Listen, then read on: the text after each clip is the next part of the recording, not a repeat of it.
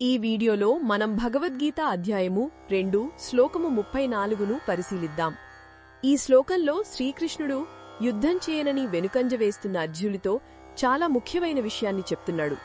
ఆయన అర్జునుడితో నువ్వు యుద్ధంలోండి పారిపోతే ప్రజలు నిన్ను పిరికివాడిగా చూస్తారని అంటున్నాడు.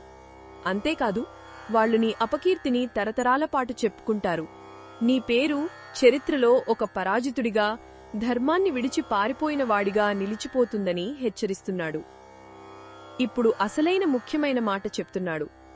గౌరవంగా కీర్తిప్రతిష్టలతో బతికిన ఒక వ్యక్తికి అవమానం అనేది మరణం కన్నా ఘోరమైంది. ఒక్కసారి ఆలోచించండి. మన సమాజంలో మంచి పేరు, గౌరవంతో బతికే పెద్దలు ఉంటారు.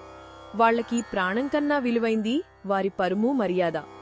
అలాంటి వారికి ఏదైనా అవమానం జరిగితే వారు మానసికంగా ఎంత కుంగిపోతారో మనం ఊహించగలం. అది బతికుండగానే చనిపోయినట్టు. కృష్ణుడు అర్జునుడికి అదే చెప్తున్నాడు. నువ్వు ఇప్పటివరకు గొప్ప వీరుడిగా, ధర్మపరుడిగా పేరు తెచ్చుకున్నావు. ఇప్పుడు వెన్ను చూపిస్తే ఆ గౌరవం అంతా పోతుంది. ఆ అవమానాన్ని నువ్వు బతికి ఉన్నంతకాలం భరించాలి. అది రోజూ చస్తూ బతకడం లాంటిదని కృష్ణుడు వివరిస్తున్నాడు. ఈ మాటల ద్వారా అర్జునుడిలో ఒక యోధుడిగా తన బాధ్యతను గుర్తుచేస్తున్నాడు. ఈ శ్లోకం మనకు ఒక గొప్ప పాఠం నేర్పుతుంది. మన జీవితంలో మన బాధ్యతల నుండి పారిపోవడం సులభంగా అనిపించవచ్చు. కాని అలా చేయడం వల్ల మనల్ని మనం గౌరవించుకోలేం. మన ఆత్మగౌరవాన్ని కోల్పోతాం. నిజమైన గౌరవం అనేది ఇతరులు ఇచ్చే ప్రశంసలలో లేదు. మన కర్తవ్యాన్ని, మన ధర్మాన్ని ధైర్యంగా నిర్వర్తించడంలోనే ఉంది.